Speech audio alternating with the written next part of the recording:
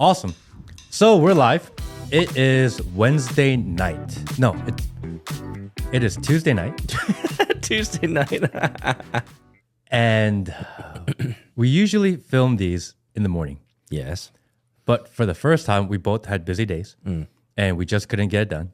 So we decided to do a nighttime session. Absolutely. And you had a really interesting guest earlier today. Which I kind of have a couple. I want to talk about it just a little bit. I want to know a little bit about what it was all about. Okay, well, first, let's say who it is. We had a lady named Laura Cronin on, and that video will probably be up in 3 days. Okay. So today, as you're watching this now, it should be Thursday. So it will be live on Monday morning. Monday morning. Correct. Okay. And I found her online, and she was at the Capitol on January 6th. How did you find her online? It's not like you go like searching for this stuff. So I was, after a homeschool conversation, I Googled homeschool expert Atlanta, and she popped up. Okay. Because she did some interviews during summer of 2020 when everyone was trying to figure out how to homeschool. But when you Google her, it says Laura Cronin, and automatically Google auto-populates January 6th. Really? So I was like, huh. So she's notorious. There was a lot of articles on her. Why? Why her specifically? So she was at the Capitol, and that's like part of it, right? During the midterm election this past year in November, they found out after they hired her to be a poll worker that she was at the Capitol, and they fired her on the spot the morning of. They did not want a super conservative at Fulton County polling station. Interesting.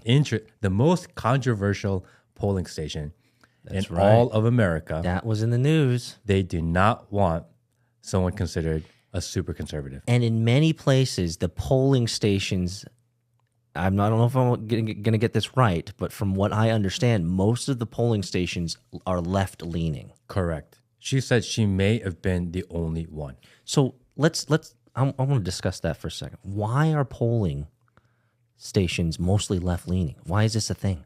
I had no idea. I thought they were volunteers. They were hired. Yeah. So they go through a training process. They're told how to operate all the machinery, what to do the day of. She was there putting up the signs. She just wanted to do something that felt like her civic duty. And that's the feeling I got. She seemed like just a solid woman.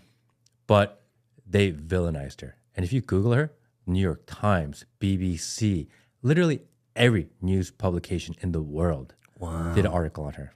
Did you guys end up talking about how her notoriety now has affected her life? She received thousands of death threats. Ooh. Her and her husband's both business got slacked because of it. Yeah, because no one wants to touch it. That's crazy. Yeah, which is so unfair to her. That shows how politics can be so toxic, man. Like, she's here. I'm just painting a picture. Correct me if I'm wrong. You just said she wants to do her civic duty. She wants to give back to the election process. So she goes there. She's conservative. It's mostly left-leaning. They find out that she was there at January 6th. How did they find out that she was there at January 6th? Someone Googled it or something like that? Yeah, they found a picture from an old whatever, and she put up a story, and they found out. And then they fired her. And now she has this entire Google, search history. So, like, she might be unemployable in a lot of areas. I mean, potentially. And she said that there were a lot of, she does some consulting work. She had a lot of clients that said, hey, look, we agree with you. We just can't take the hit. We're working with you. Wow. And I thought that was fucked up. That's fucked up. She's just a volunteer poll. She's just an American. That's a good way of saying it. What is wrong with having a political view that you don't agree with? There's nothing wrong with that. We accept people that are Marxists. We accept people that are socialists. We accept people that are totalitarians. And yet she's the one that's bad? I was like, what the fuck? I'm listening to a story from her, and I never got that feeling of this lady is an extremist. She is far right, but there's nothing wrong with that. You're allowed to be as far right or far left as you want. And for them to villainize her the way they did and almost ruin her, she told stories about how the FBI was following her. Really? Yes. She's just a mommy. Yes. And if you see her, she's literally just a suburban mom. It's crazy. Does she drive a hatchback? She drove. She came in like this. Yeah, this little Mercedes. You know. I think she's from like Johns Creek. You know, she's your typical. She plays tennis. Nothing about her screams terrorist. And I spent a good 2 hours with her. And at the end, I told her that I believe she's brave. Why? Because a lot of people after that experience would have hidden away. Really? Right? They would have shut up. They don't want to deal with this. It's so funny that you think that way. Let me put you in her shoes. If you were her, what would you do? I don't know. Part of me says, burn this motherfucker down. The other part of me says, I have a family. I have family that I'm associated with.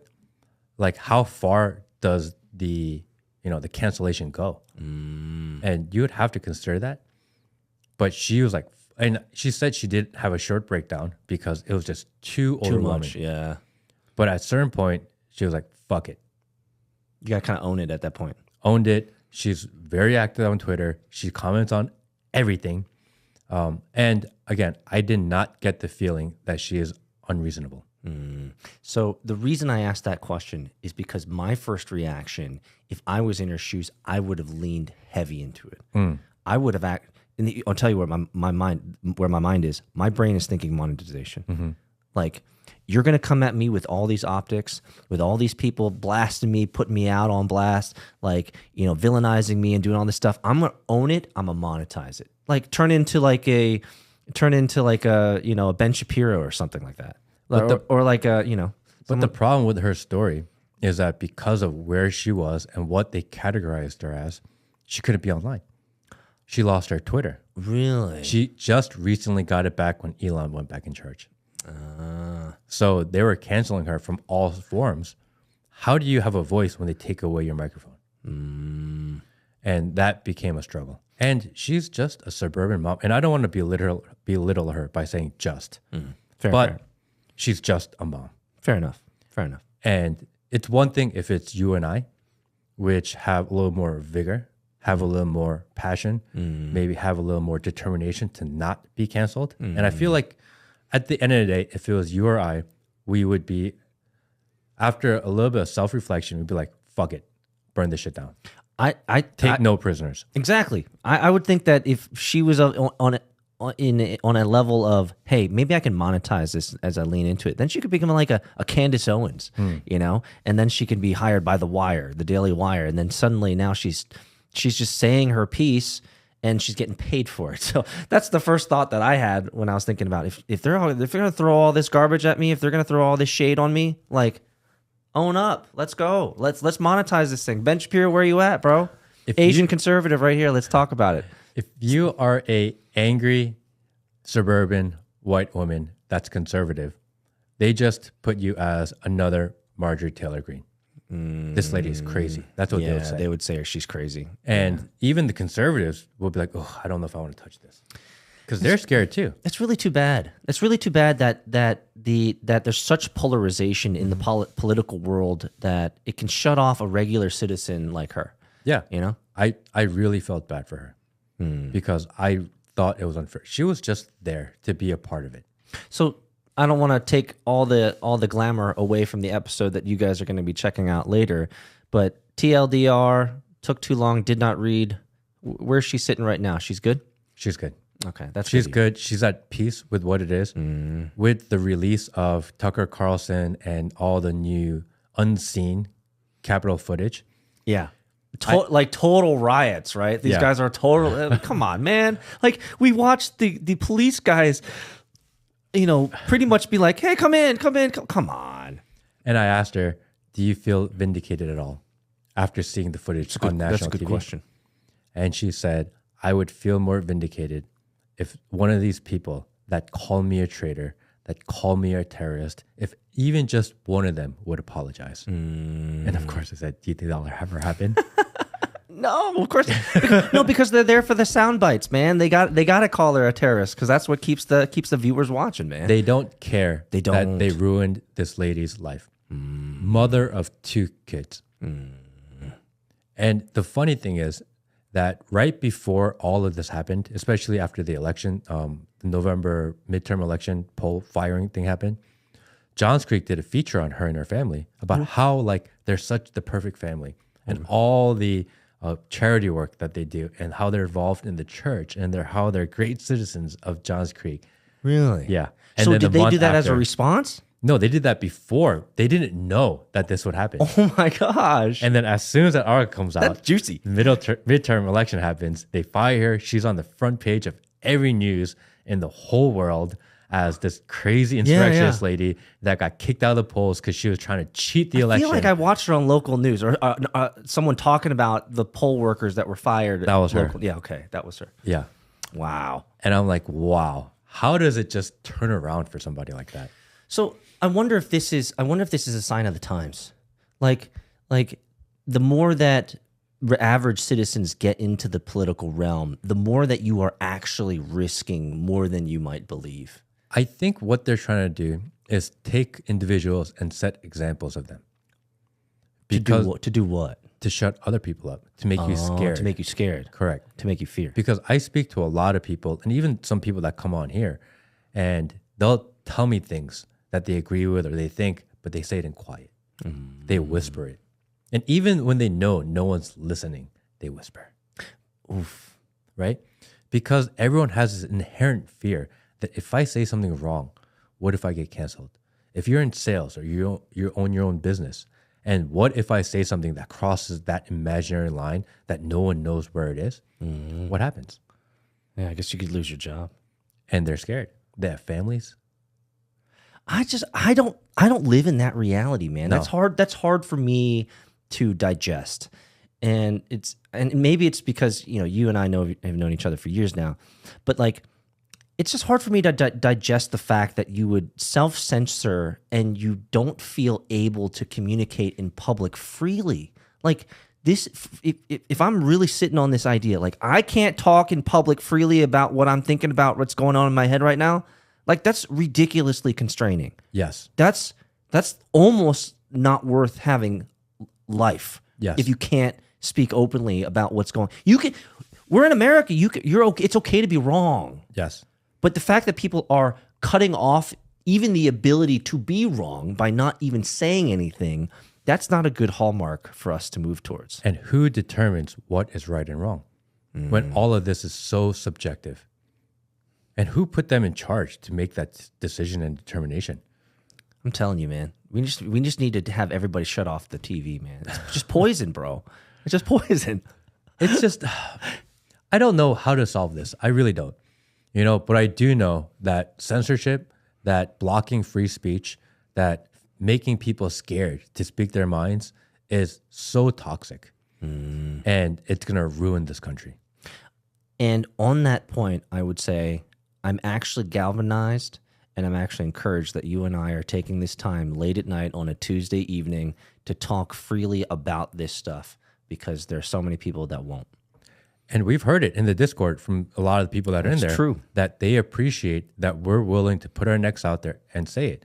And I think that's just crazy to think. Do you feel like you're putting your neck out? I don't feel like it. I feel like I'm just saying what I want to say.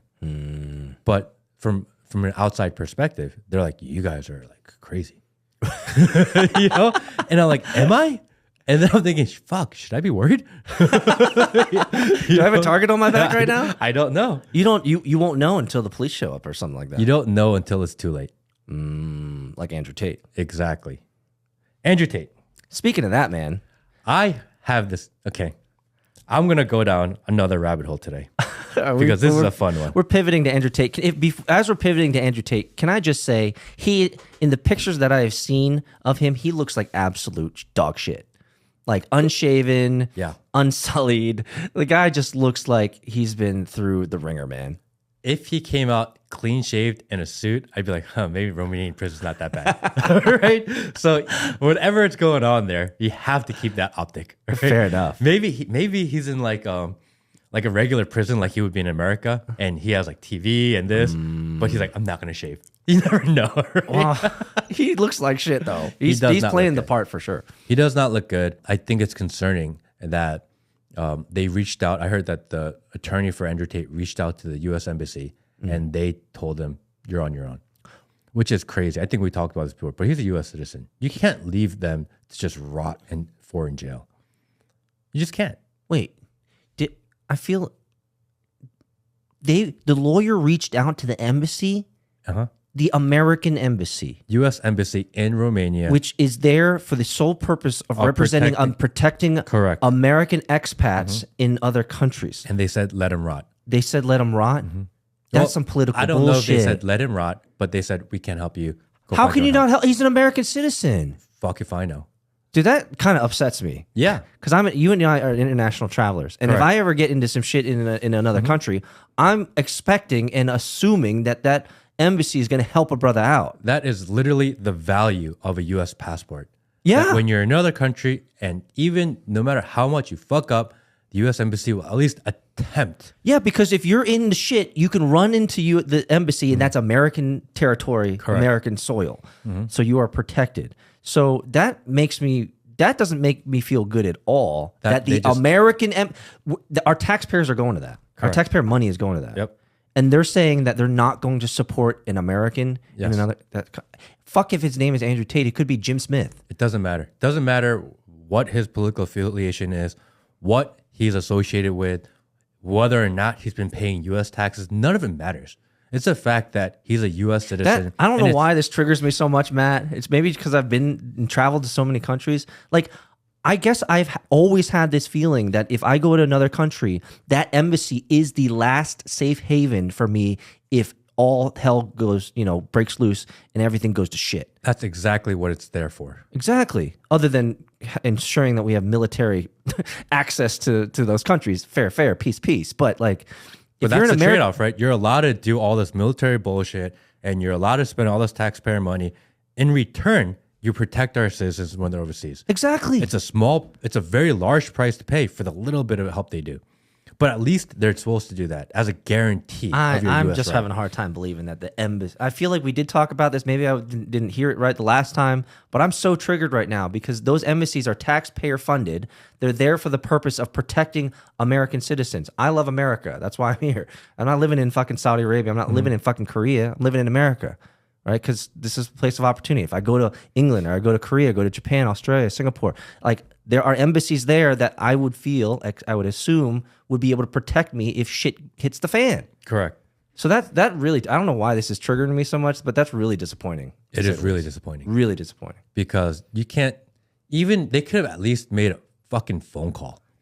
Help a brother out. Pretend like they're helping. Like, we're working on it. It doesn't matter. He's an American citizen and he's in trouble. No due process, from what I understand. I don't know all the details, so blame me. I'm ignorant. But no due process. He's in prison, not jail, from what I understand. Prison's different. Jail is like holding center. Prison is like deep time shit. So he's in prison, and they're saying, yeah, come on, bro. You're on your own. That's fucked up. I know it's fucked up. That's fucked up. I know. If anywhere in the world, if a U.S. citizen is stranded, they're supposed to come in and help. That's why they're there. Come on, where's the black ops? Where's Blackwater? Where's those military contractors that got lots of money? There's got to be someone who can write a check and be like, hey, all right, you two homies, you guys just go over there, extract him, and you'll $600,000 each. Call it a day. And I think the amount of people that are probably have tried that, and the fact that they've probably called in all types of favors, and the fact that he's still there shows how high up this really goes. Ooh, that's an interesting thought. How deep this goes? Who do you think there's like a billionaire puppet master playing the strings? Is that how it is? So let me do. He's not that important though. Let me do a quick rundown for you. Okay. All right. Okay. 1910s. We're gonna backtrack 110 years. Have you ever heard the story of Jacob Astor? No. He was one of the richest men in the entire United States. He died on the Titanic. Oh. He was the holder of something like 80% of all U.S. mortgages. The Titanic was 1912. Correct. So in that era, he owned all the mortgages. Mm-hmm. He was also a huge advocate for shutting down the Federal Reserve. Mm. He was Him and the J.P. Morgans were supposed to be on the Titanic together. The day before the Titanic goes off, the J.P. Morgans, their whole family, all their crew, all the people that are associated, decided they're not going to go on that trip anymore. Sounds like they knew something. The Astors died. And after the Titanic fell, after the Titanic sunk, the news in America was not that the Titanic sunk. It was that Jacob Astor died. He was that popular of a man. Ooh. You don't hear about him. Most people, if you think of Waldorf Astoria, the hotel group, that's from Jacob Astor's family. Ah, okay. All these, the New Yorker hotel, the Astoria family, all this was from him. They're like old money. So old money, old legacy. Old legacy. And the guy that wanted to close down the Federal Reserve. But there were more people that wanted to shut down the Federal Reserve too. But he was the richest. Most influential. Most influential, the richest, most popular. Okay, I think I know where you're going with this, Matt. So you're saying that rich people who wanted to shut down the Federal Reserve and rich people that supported the Federal Reserve, because J.P. Morgan supported the Federal Reserve, they were all supposed to be on this boat together. Correct. And the ones who were against the Federal Reserve stayed on the boat, and the ones who wanted to build the Federal Reserve, like J.P. Morgan, got off. So this was a way for them to kill the competition or kill the opposition. So the conspiracy theory, the conspiracy coincidence goes. I feel like I already know the end of this story, but Let me fast forward. this is great. On December 28th of 2022, the Virgin Islands sued J.P. Morgan Chase for their involvement with Jeffrey Epstein, for funding Jeffrey Epstein. That happened on December 28th. Oh. December 27th, Joe Biden vacationed in Virgin Islands. Virgin Islands. Do you know what else happened on December 28th? Did Bill Gates show up? Andrew Tate got arrested. Get the fuck out of here. Swear to God. They say December 29th, but that's because it's Romania. It was actually December 28th. So the day that Virgin Islands sues J.P. Morgan for their involvement with Jeffrey Epstein, they arrest the most famous man in the world. Okay. Another conspiracy coincidence. Conspiracy coincidence. You can't make this shit up. You can't make it up. So my mind's like flying a little bit here. So could Andrew Tate be involved with trafficking women to the Virgin Islands? Is what you're saying? Or am I like totally going out? Like, where am I going, bro? Where's my brain going? I think it's because they wanted to take the heat off of what they're doing. Who is the fall guy? Distraction. Who do we distract? Distraction. Where did every single news article, where did the whole internet talk about on December 28th?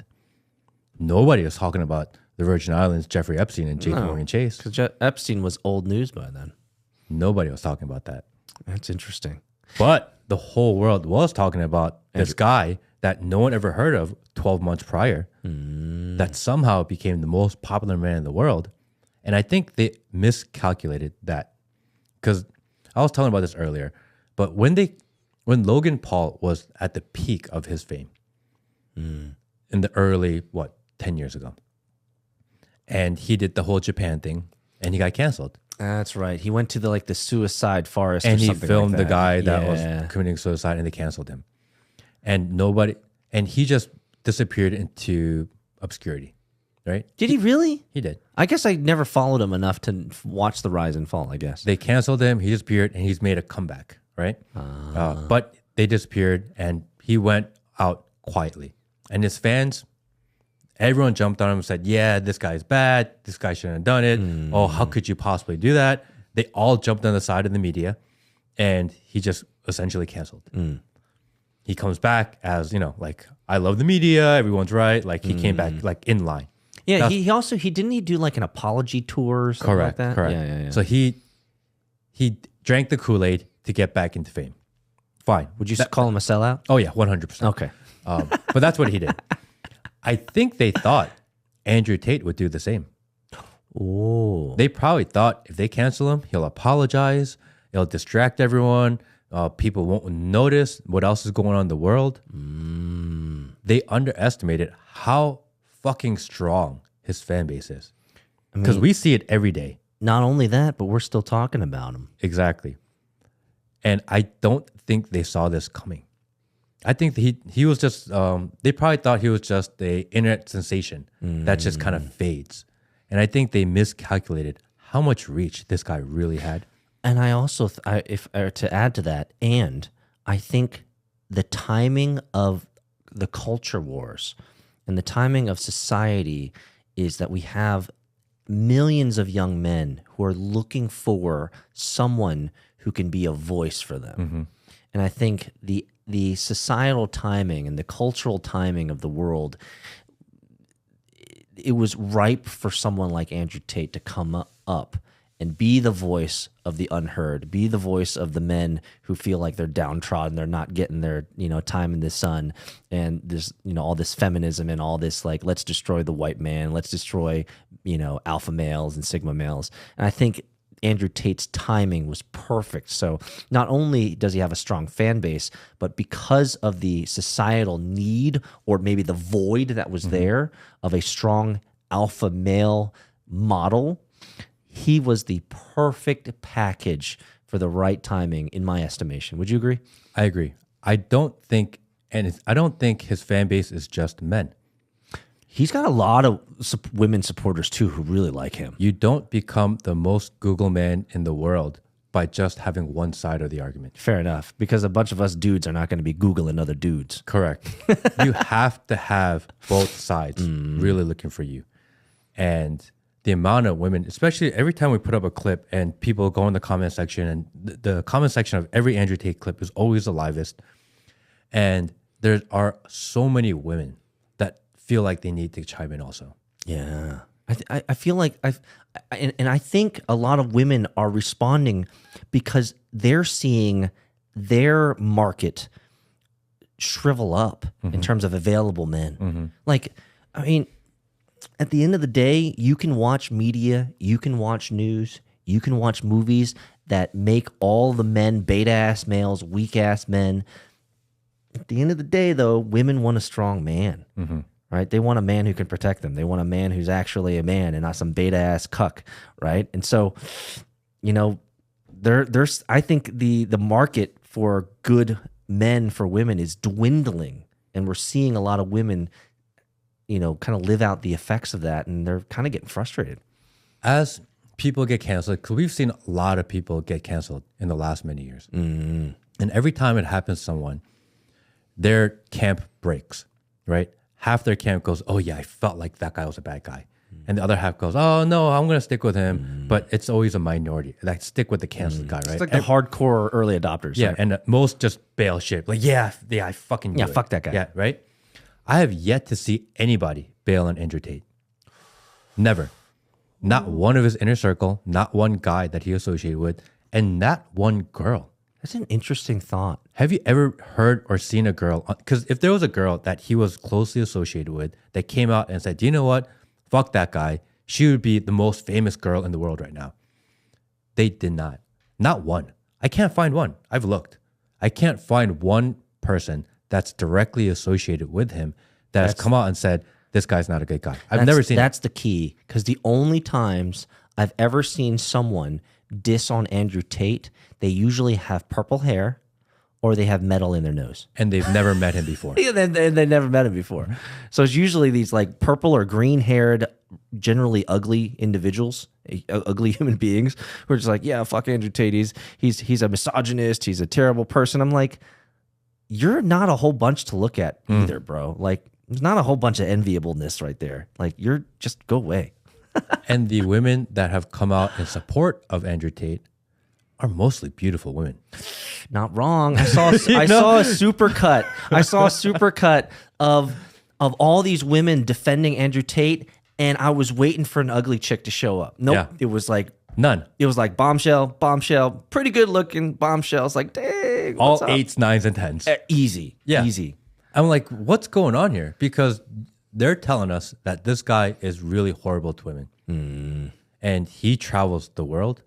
He is not even a server. You got to think, at least a global phenomenon, man. A hotel clerk, a restaurant server, someone obscurity that has no connection to the guy could have easily come out and be like, yeah, he came to my restaurant. The guy's a dick. Not one. And like, number one, how clean of a guy can you be that not one person has come out to say He has a lot of rhetoric, but there have been enough public appearances where people have validated that he's really respectful. He takes care of the servers. He's not rude. Like he is a good man to service because he understands the service world.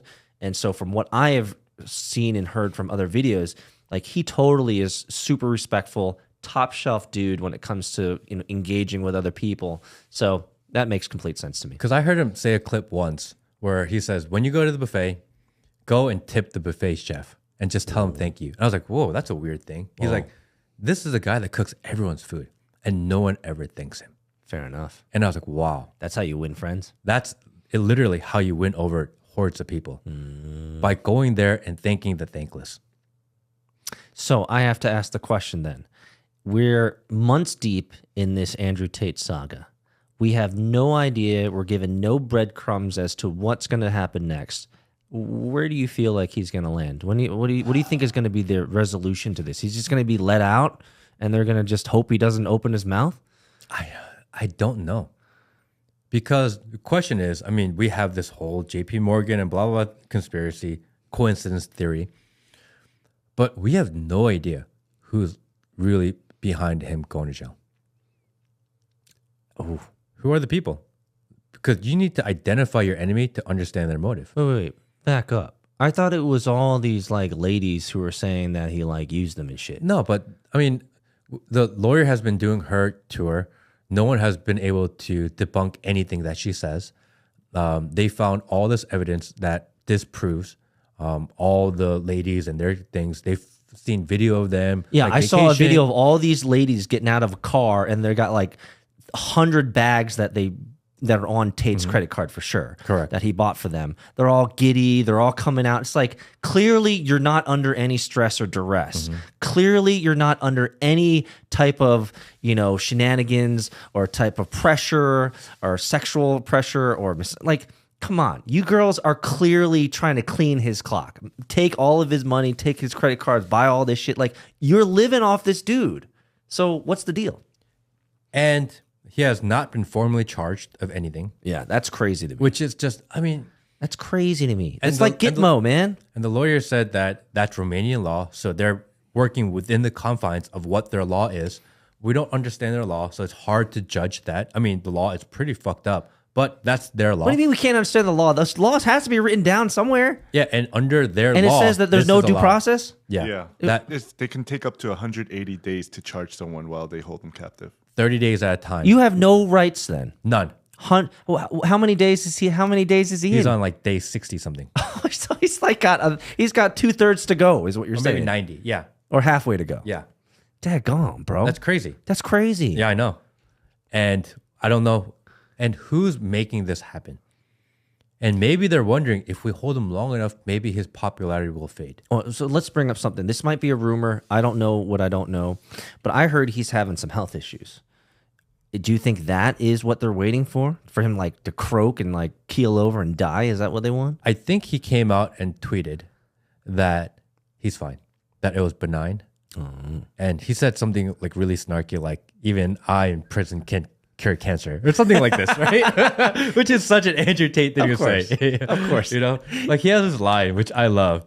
He says, how can I be depressed when I can break my bones with my own fist? Something like this. I'm like, that's such a fucking good line. It's so barbarian, man. Seriously, that's barbarian level shit. So we have this Epstein cover up, which we're supposed to get more documents around who was on the island and all these things, but we've already seen entire lists of all the celebrities that have been there and these types of things. And so what you're saying, the entire beginning of this Andrew Tate conversation, is that he was the distraction away from the Epstein banker money, which, let's be honest, banker money rules the world. So they were So far back as 120 years ago. man, these bankers, these, You know what I'm saying? they like they don't let shit alone, man. They don't let shit lie. It's like, if yo, you bro, it's a fucking century ago. If you can crash the Titanic, you can put a guy in Romanian jail. Yeah, if you can blow up buildings, right, in New York City, then you can put a guy in jail. Which is crazy that people don't even know that there was a third building. Crazy. Crazy that that's not common knowledge. I Crazy. think I watched a poll years ago where people were like, so when 9/11 happened, how many towers fell?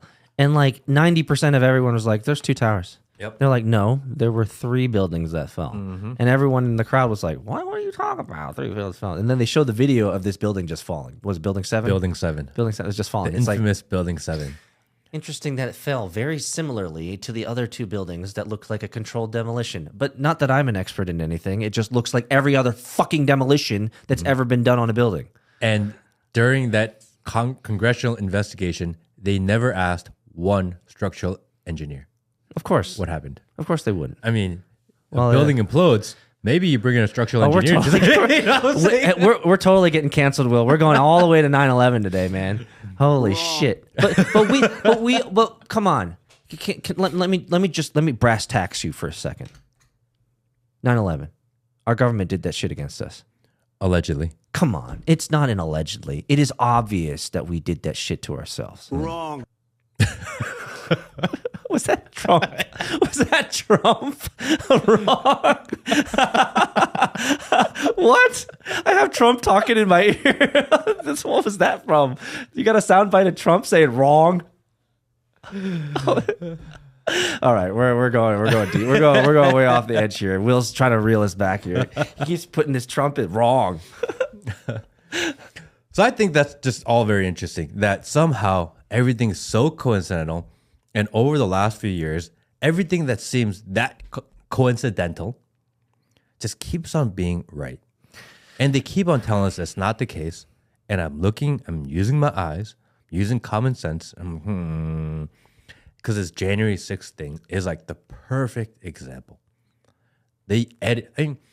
I remember, like, how can they, when they're doing congressional hearings to investigate happenings in the world or in the United States, how can they use production teams in editing? Like, how are they allowed to like overlay crowd noise and riot noise? That's what they did in the videos. Yeah. They made it sound louder than it is. I'm like, how is that allowed? How is that not illegal? Because the world is a stage. And if you go back to the old CNN videos, you can find old CNN videos where it's clearly obvious that they're not on site, they're in a studio, and they're just making shit up, right? Mainstream media is all just like a movie stage, and it's all propaganda all the way down. I did see a Vice video the other day talking about, because they did a thing on Andrew Tate right when he got arrested, that they released the video. And they went over there and they interviewed for him for like 2 or 3 hours. And in their video, they showed like a minute of it. And then they did an entire 1 hour video talking about what they talked about during their interview. Okay. What the fuck? They, instead of showing the actual interview, Yeah, let's just show the real. Like, instead of showing the actual Vice interview of Andrew Tate, they did a 1 hour special on talking to the people, the journalists that were there, on what they talked to Andrew Tate about. I hope Vice. I hope they just die on the vine. People stop there. watching Vice. Getting access to Andrew Tate's secret society. Go up, go up, go up. Right there. They're interviewing. Wait, hold up, pause. First off, just from looks alone, No wonder. do these 3 men do you think? No, what are you doing? Go on. Do these 3 men right here? I don't even know if I can call them men. Maybe I'm just being a little overly critical. But let's be honest. If you stare at these 3 men, are these the type of men, the personas that would respect a man like Andrew Tate? What would you say? Well, Off the cuff. So Matt Shea, who is one of their main reporters, who I've seen in a lot of other Vice episodes, he's the one that did the Andrew Tate episode. during their war room initiation thing, they had guys fight because it's like Fight Club, right? Like do something difficult. He actually went in there and fought. Oh, really? Yeah, they're like, you should do it. And Okay. he's like, fuck it, I'll do it. Well, and he came back and he felt really good and feeling empowered. Then did the interview and they cut all of it. They're like, oh, this guy's a cuck. That's because he went into the secret Infiltrate. society of Andrew Tate and realized he could become a man. That's what happened. He was like, oh my gosh, I can become a man now because I've joined Andrew Tate's society. Right now he came back. It's the guy in blue. Yeah, is what you're the saying? guy in the blue. So he came out of Andrew Tate's secret society. He became a man, and then they turned him back into a beta cuck. So go down and go through these comments. Come on, this guy in the middle, right here. Scroll up one more time. Hold up. This guy in the middle looks like he is absolutely the type of person who'd be like, Andrew Tate's a misogynist, and anyone who disses on ladies just really needs to be like, Feminism. castrated or some shit like this. That's where I'm hearing wrong in Trump. Okay, sorry. Go down to the comments real quick. Vice edits a 3-hour interview into 30 seconds. They're a bunch of magicians. I like having 3 professional journalists tell me how to feel about 10-second clips from a 3-hour interview because I'm so clearly too stupid to watch the full conversation, come up with my own opinions. Thank you, Vice. See, okay, so this is. I'd like to see the full 3-hour interview. I feel like I'm being vindicated. There's some actual intelligent people commenting here and saying, "Come on, guys! Like we're not this stupid." But this is the stage that we're in, Matt. We are in the stage of absolute embarrassment, and we are in the stage of society where it's just a clown show, where they're lying straight through their teeth to us. They're lying straight to us. They think we're stupid. They think that, hey, we have a 3-hour interview, but we're only going to show you 2 seconds of it, and then we're going to tell you how to think. I mean, that's fucking crazy, isn't it? That you would do a special to tell you what they said in the interview. What the fuck? We are in the humiliation state. They're trying to humiliate the logical and the rational. And even the dumbest of men can see right through that. Oh, yeah. Who are they trying to fool? It's insulting that they think this would fool anybody. And the idiots who go along with this, bro. But they're not doing it for you and I. They're doing it for the George Soros who are backing them. Because if they don't say the right things that George Soros and the sponsors and where all the money's coming from, what they care about, then they're not going to get the show anymore. But again, why do they care so much about money? They have so much fucking money, they can spend it every day and have more. Why do they even care? Leave us alone. It's about control, man. It's crazy. It's about control. You and I were talking earlier before we started this, sat down about how they're creating these new narratives for everybody, right? We were talking about how they're trying to create narratives for Asians now, right? And we talked about this last podcast where they're trying to tell the world how to think about Asians. Correct. Right? And that we have to fit into this mold and this model, right? So I saw a New York Times article, which New York Times is as left-leaning as they get. Mm-hmm. Almost untrustworthy by this point. Exactly. Completely untrustworthy. And they did an article on why Asian Americans are starting to go right. Will, I have that bookmark. Can you pull that up? Why Asian Americans are starting to move to the political right is what you're saying. Correct. If you go to my notes on the bottom, click it right there, and then right there, that New York Times article. Yeah. Asian Americans shifting right. Holy cow. This thing is like a ad nightmare. Yes. Can you click this button right here? There we go. Asian Americans shifting right. The China... okay. Go down. So these are different areas of New York from 2018 to 2022 that are shifting right. Brooklyn, Chinatown. Brooklyn and Chinatown. Keep on going. The breakdown of Asian American votes in national elections. Okay. This doesn't look that compelling, though. It's going in the right direction. Okay. And we'll break it down a little bit more. But this is what they're saying, right? Let me see if we find anything. Education, blah, blah, blah, blah, blah. Okay. So Upscale Democrats. They did this article, right, about how Asians are going right. Why they did it, I don't know, but they did. What this article, I think they do kind of mention it, but I think what people need to understand is that when they talk about Asian Americans, they're talking about Korean Americans, Chinese Americans, Vietnamese Americans, Japanese Americans, Indian Americans, Pakistani Americans, Bangladeshi Americans, that whole area. Yeah, most people don't realize India is actually Asia. Actually, Asia and Europe are actually the same continent, by the way. Fair enough. Yes. That's why you can go to Ukraine and you can go to some of these European countries and you see the most beautiful Asians. And you're like, you're only speaking Russian though. Yeah. Why are you such a gorgeous Asian Russian going on? Like that shit always whacks me out because I'm just like, wow, beautiful Asian while she's like talking Kazakhstan Russian. is known for a lot of yes. Korean girls. Yes, Koreans bro. in Kazakhstan. It's like, whoa, how did this happen? UFC fighter that just won a fight from Kazakhstan this weekend. He's Korean descent Korean descent? in Kazakhstan. And he speaks like Russian and all that, right? Whatever they speak. Kazakhstani. Kazakhstan. No, I'm sorry, Kazakhstanians. The ignorance. Yeah, so ignorant. Wrong. We're Korean Americans, guys. So they always put everyone together, right? The reality is that Indian Americans and Pakistani Americans lean heavily left. They're all in tech. They lean very far Democratic. Other Asian Americans, Vietnamese Americans, are by far the most Republican Asian group in America. Really? Yes. I wouldn't have known. Because they come from communism, oppression.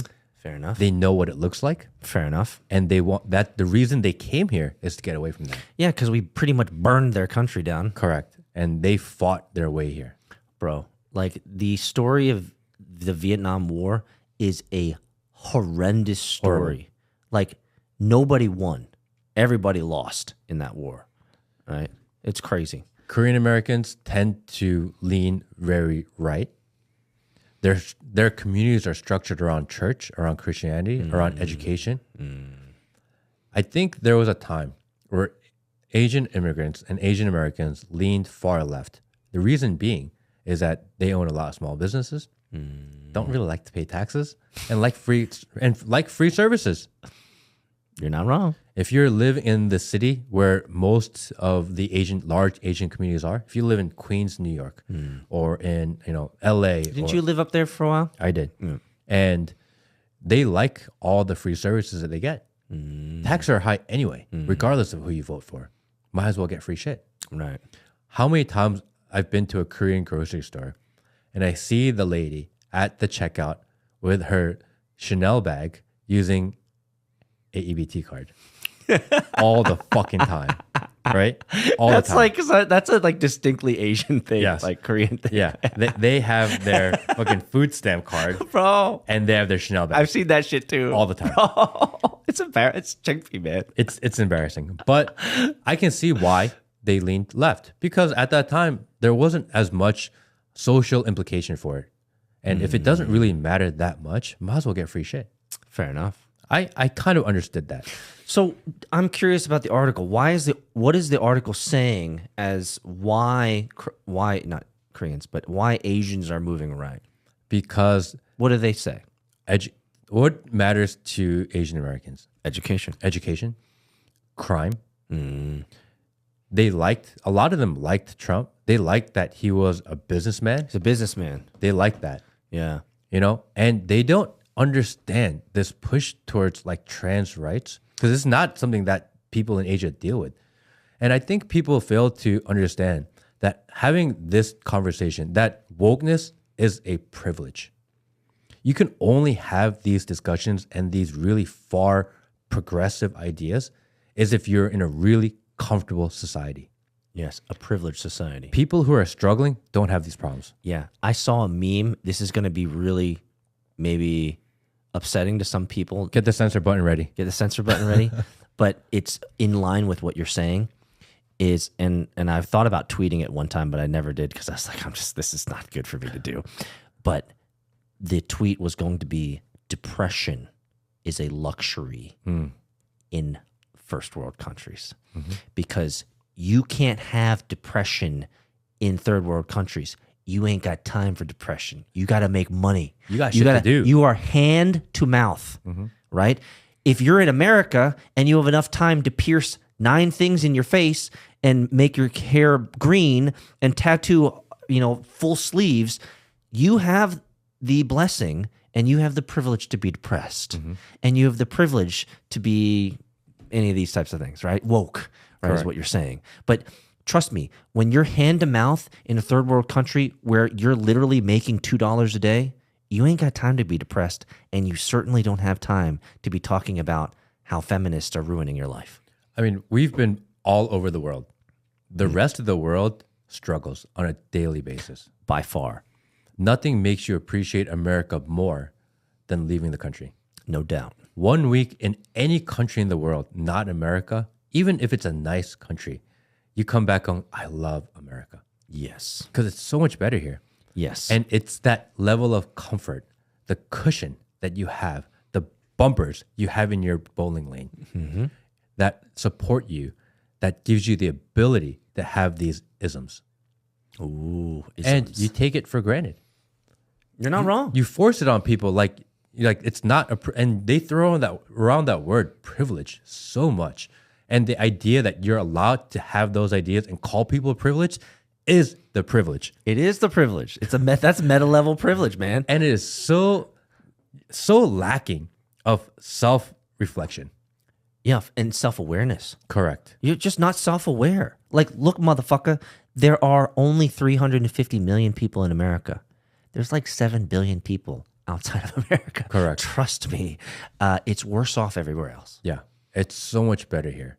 And we take it for granted. And I don't want to blame other people. I do, but me included. We all take it for granted. No doubt. Peace. Like, I take advantage of the privileges of being in America. I love America because of the privileges, the advantages, the amount of opportunity here, no doubt. But there's the double-edged sword of that, right? There's the industrious individuals like you and I, the entrepreneurs, the operators like you and I, who take advantage of the opportunities in America. And then there's some people who like to take advantage of America and just fucking complain. That's all they do is complain. I feel like the left has been pushing to bring in all of these immigrants, right? Opening the borders, bringing people in. And it's so fucking short-sighted because they're going to come here for the free shit. And once they settle in, they're like, I don't like these ideas. Because they don't. Actually, I remember reading an article talking about how the left just cannot get past the Hispanic family. In that Hispanic families, very kind of similar to Korean families, very traditional, religious, churchgoers, Catholic, and like, I saw this.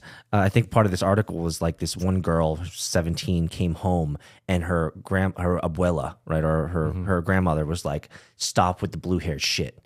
Like, we're not doing this shit here. Like, this is fucking distraction. You're here to get studies. You're here to get your university degree and all this stuff." It's very similar. So I think what you're saying, and from going back to the why Asians are moving right, I think they're getting tired of the bullshit. Correct. They didn't like the fact that they told your kids to stay home during COVID.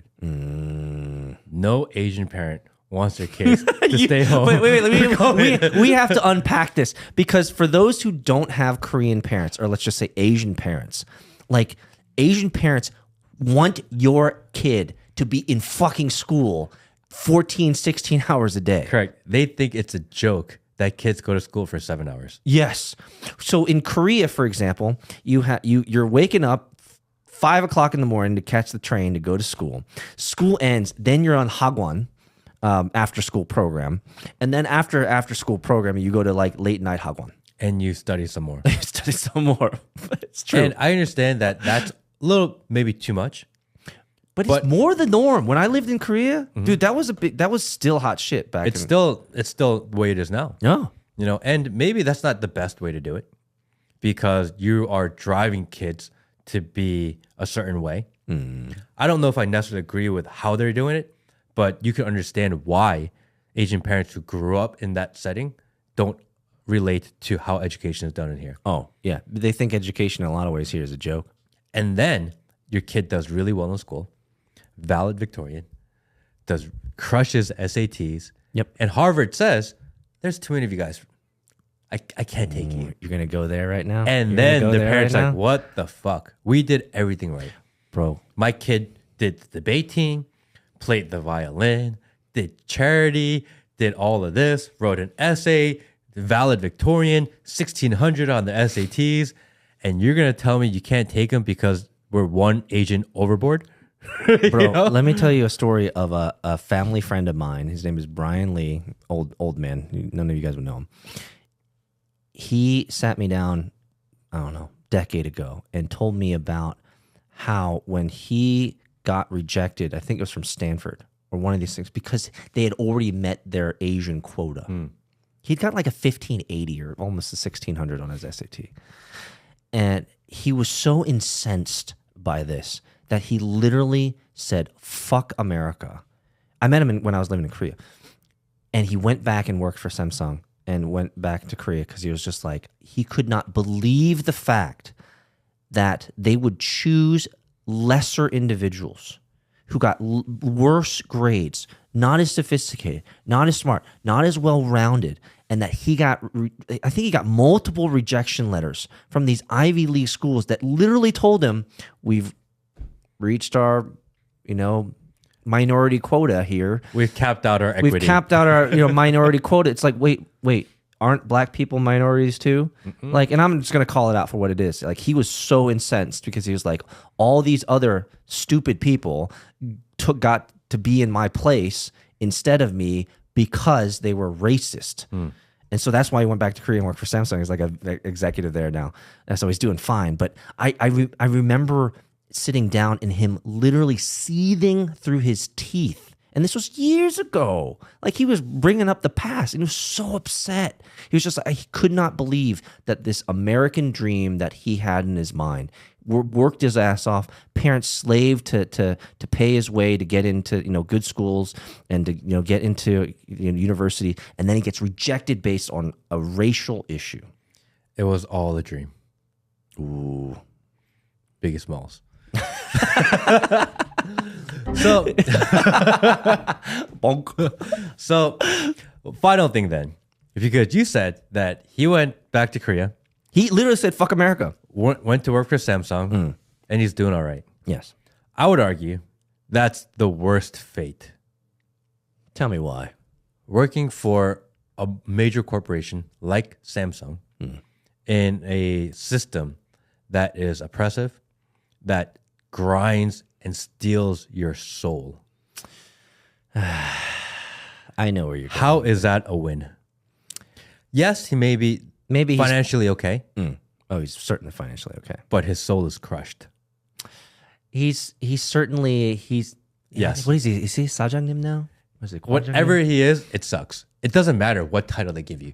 Titles in Korea and most businesses, major corporations, they just hang these titles in front of your face. You're not wrong. Hey, here's a little carrot. He's still go for the next one, buddy. Even as an executive, he's still working like 9, 10 And p.m. he cannot say what he wants. Never. He can never have an opinion. You're not wrong, actually. Like, You're not wrong.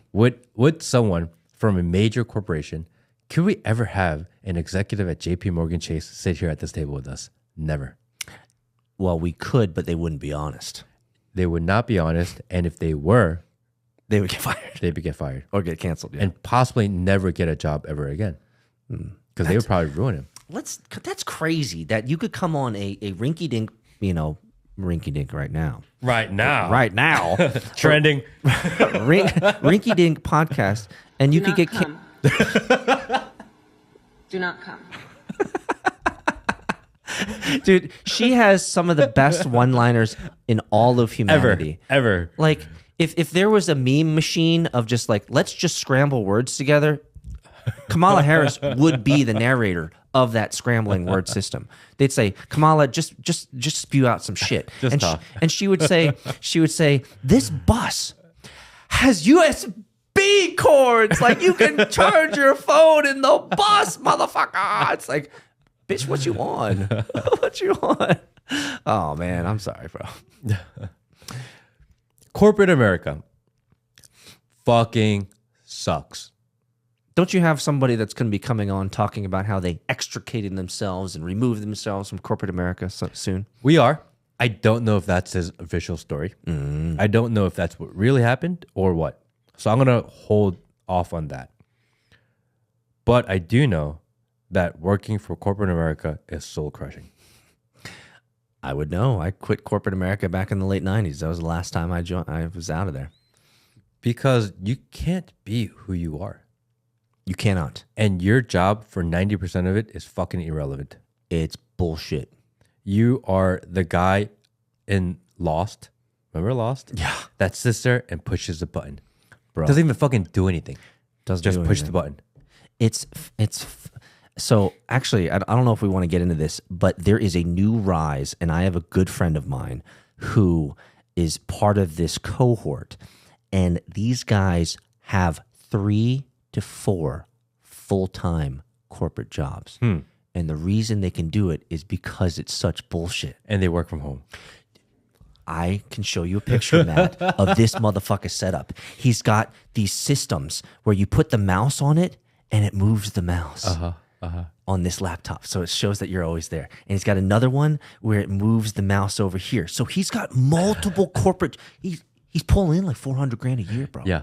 He's like 120 from this job, 160 from this job, you know, $140 from this job, and he's just masterminding it at home, and he's got all these little tools that ensure that he's looks like he's online, he's participating, he's got his multiple Google calendars on.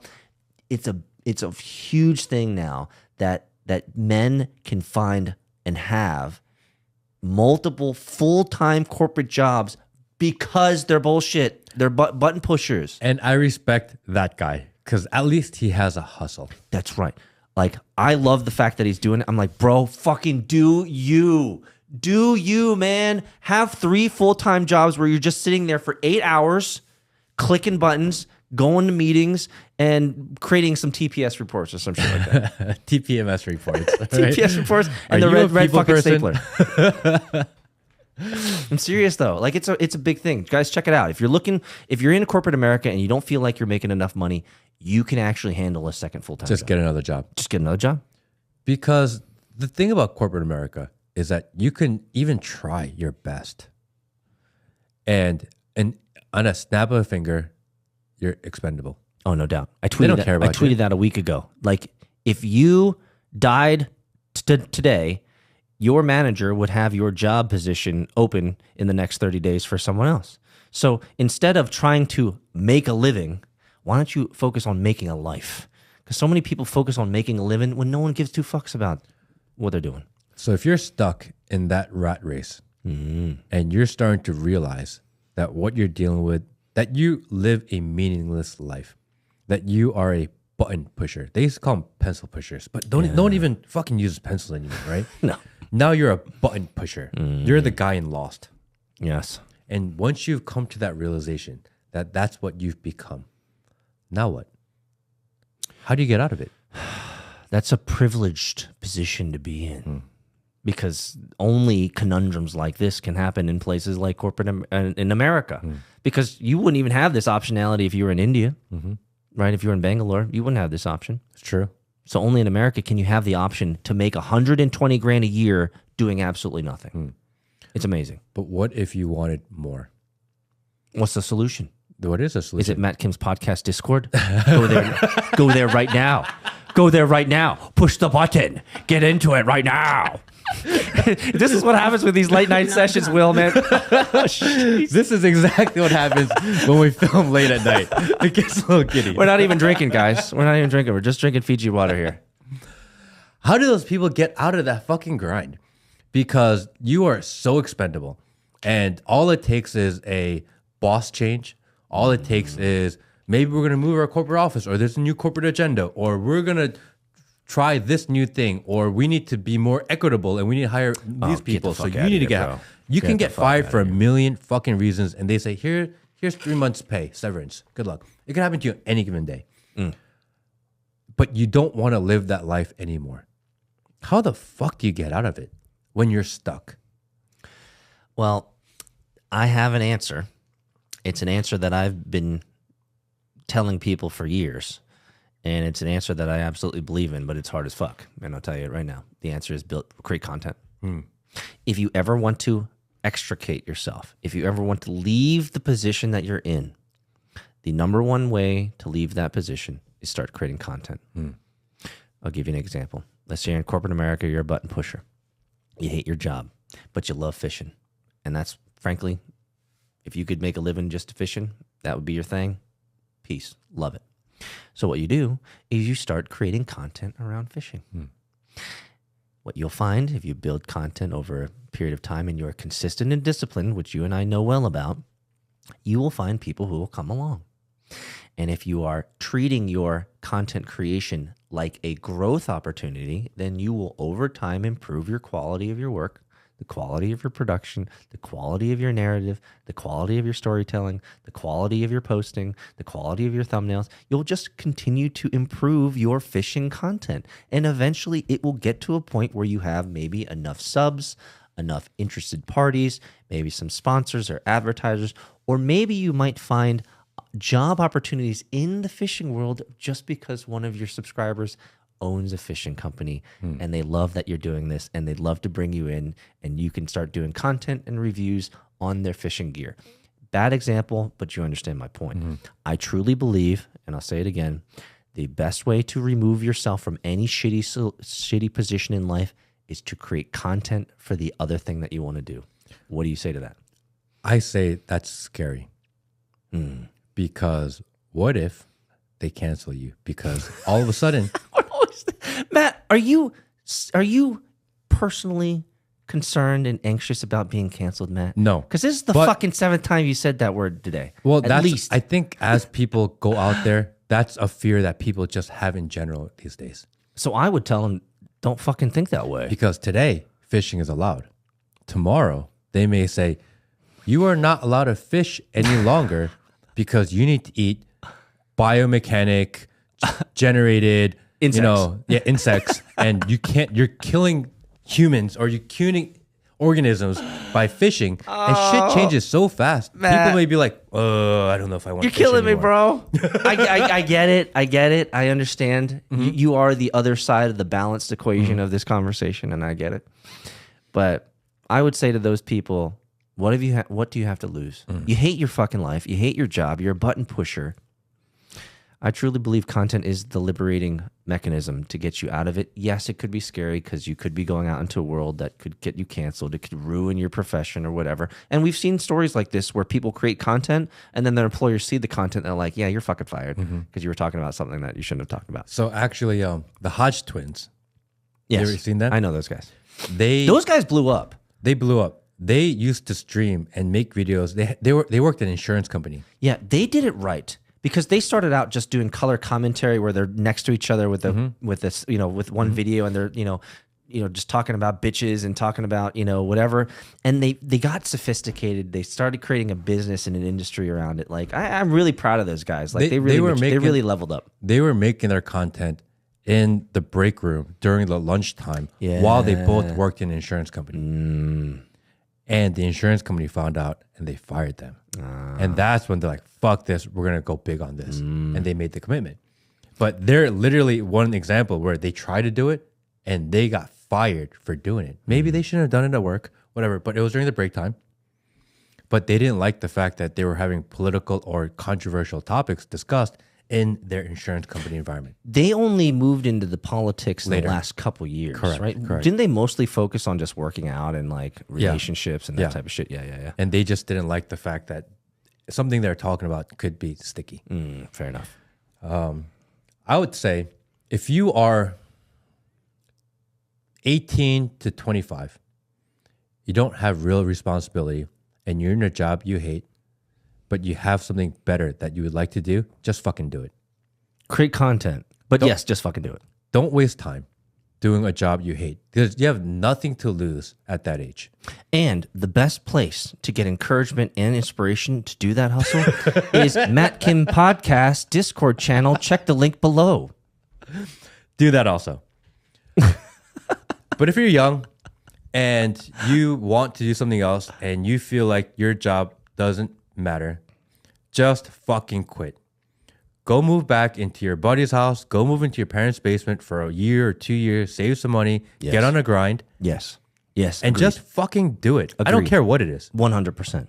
If you are 40 and you fucking hate your job and you have a family you have to take care of and you can't just quit your job because you need money, if it's content creation or whatever else that you may want to do, you just have to work at night. Yeah. Just do it. That's what we're doing. We're working at night. Exactly. Turn off ESPN. Bro. Don't play video games. You don't need to drink the 5th beer and get to fucking work. Because that's all you have. You have to make sacrifices if that's the position you're in. I love, for everyone out there that just heard what Matt said, I absolutely adore what you just said, bro. Like, perfect fucking answer. That's what I tell people. I say, if you're like us and you're in your 40s or more and you hate where you are, you bust your ass at night. Like, turn off, just like you said, I love the way you say it, just fucking turn off the TV. Don't drink the beer. Like, you have time, you have at least a good 4 hours at night, every night. And if you put together 4 hours a night and maybe 8 hours on a weekend, 16 hours at 20 hours, you can get in 36 hours of work. That's almost equivalent to your job. Fair. Yeah, absolutely. And all you got to do is do it. Yeah, and it's possible. It's 100. more than possible enough. There's no excuse. If you hate what you do for you to not be able to do something else, don't say there's not enough time, because there's enough time. That's some of the best pragmatic advice that I've heard in a long time. And the reason why I resonate so strongly is because that's literally what I've told men. Correct. I say, I mean, that's literally what we're doing right now. What's your excuse? Oh, I don't have time. Yeah, you got fucking time, bro. You can sacrifice a few hours of sleep for a couple of years. Exactly. If you really don't have time, because some people have a lot of obligations, family obligations, maybe your kids are at that age where they require a little bit of more time. Fair enough. I get it. But if that's the case, just sleep 3 hours less. You just have to. It is what it is. If you have time to watch a Netflix episode, you have time to do extra hour work. Bro, you got it. If you have time to watch 3 hours of a football game, because they're fucking long these days with lots of commercials, just being a part of the consumerism of America these days, you have time to do something to better yourself, to do some work. 100. And I think people need to start doing that, because people are stuck in the grind. And I get it. It sucks. You feel helpless in the grind. Just fucking do it. I agree.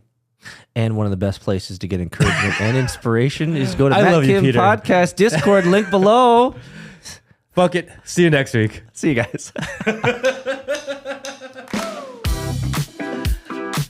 Oh, good. I think late night's fun. It's different. I think next time, different vibe. For sure. I feel like we can maybe we'll do a live of it too. I think we could fully live at night while we record.